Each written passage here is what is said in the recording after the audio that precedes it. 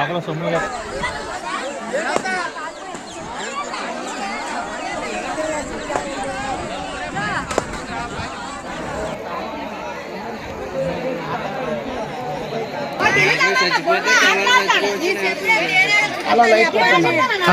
కుమారు దబ్బరీస్పేట గ్రామం.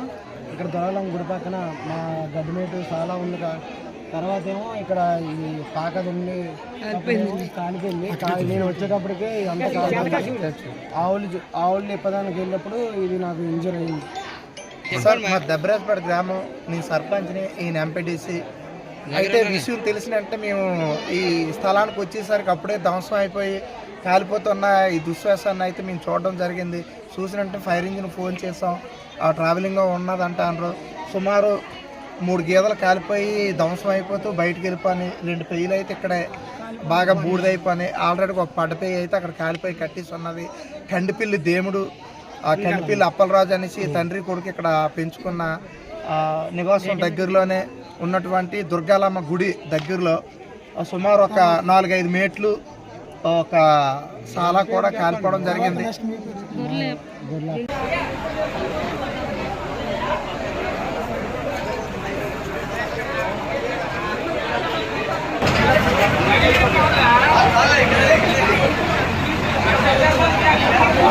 Hey,